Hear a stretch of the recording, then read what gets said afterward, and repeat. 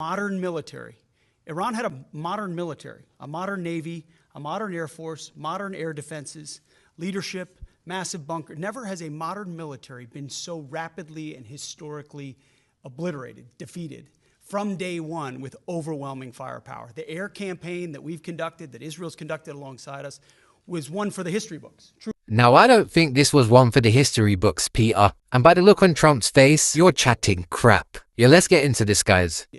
From day one with overwhelming firepower. The air campaign that we've conducted, that Israel's conducted alongside us, was one for the history books, truly. And it's because we have a president of the United States that when he sends his warfighters out to fight, he unties their hands to actually go out and close with and destroy the enemy as viciously as possible from moment one. And that's why we see ourselves as part of this negotiation as well. We negotiate with bombs. You have a choice as we loiter over the top of Tehran, as the president talked about. Now, this is the guy leading America, and he is the War Secretary of America, Pete Hegseth. This guy is very dangerous because he is irresponsible. Yeah, this is what you call an irresponsible man. We negotiate with bombs. Now listen here, Peter. You're not winning this war, so you can keep coming on camera and lying to the Americans, but Trump's face says it all. We loiter over the top of Tehran, as the president talked about your future. The president has made it clear that you will not have a nuclear weapon. The War Department agrees. Our job is to ensure that. And so we're keeping our hand on that throttle as long as hard as is necessary to ensure the interests of the United States of America are achieved on that battlefield. This is not Iraq and Afghanistan. This is not a president who's interested in vague end states. He's been very clear with us about what we need to accomplish, creating the conditions for them never to have a nuclear capability, and that's exactly what we're doing in historic fashion. Yeah, this is a president that used the Democrats and going to war with Iraq and Afghanistan to win his position, and then he went and done the very same thing, but even worse. Now make it make sense. I spoke to most of them. They sound like adults to me, even though they are sort of children, right? They'll always be your children. But I hate to say it, but we killed all their leadership. And then they met to choose new leaders, and we killed all of them. And now we have a new group, and we can easily do that, but let's see how they turn out. We have really regime change. You know, this is a change in the regime because the leaders are all very different than the ones that we started off with that created all those problems. So this was, I think we can say, Jason, this is regime change, right? What makes you trust them? I don't trust anybody. I don't trust you. I mean, that's only because I know you. But if I didn't know you, I'd probably have more trust. But I don't trust anyone. Why bother? Why do you say that? Why do you say what makes you trust? Do you think I trust them? I don't trust them. Well, Trump's obviously lying because as we speak, Iran is still holding down the Strait of Hormuz. So how is their leadership killed? Surely you would have the Strait of Hormuz now, Trump, if they was killed. Surely. Stop lying, mate. Why bother talking to them? Because they're going to make a deal. They're going to make a deal. They did something yesterday that was amazing, actually. They gave us a present, and the present arrived today. And it was a very big present worth a tremendous amount of money.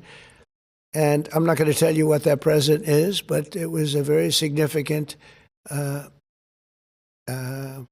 prize. And they gave it to us, and they said they were going to give it. So that meant one thing to me: we're dealing with the right people. Is that nuclear related? No, it wasn't nuclear related. It was oil and gas related. And it was a very nice thing they did. But what it showed me is that we're dealing with the right people. Because, you know, you don't know, because the leadership was killed, all gone. Khomeini, all gone. As the expression goes, the past supreme leader. And then the new supreme leader was racked up, at a minimum racked up pretty good. And everyone else was gone. And then many of the people in the third tier are gone. But we're dealing with a group of people that I think turn out. And the present, the gift they made to us was very significant. And they said they were going to do it, and it happened.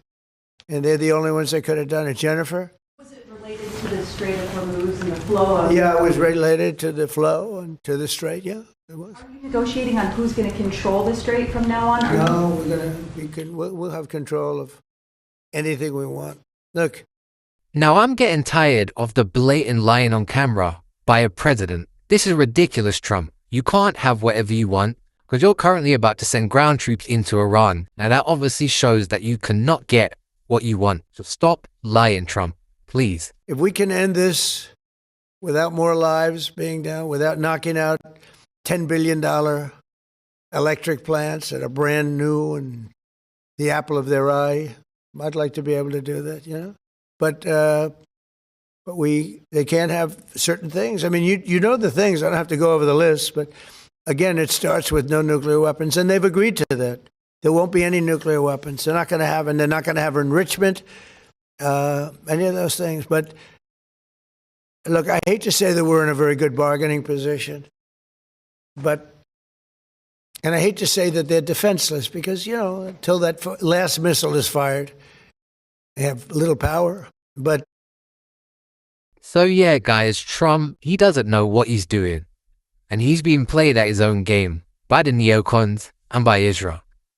Now, at the beginning of this interview, you would have thought Peter Hegseth was the president, because the way Trump's just sitting in the back with his mouth shut.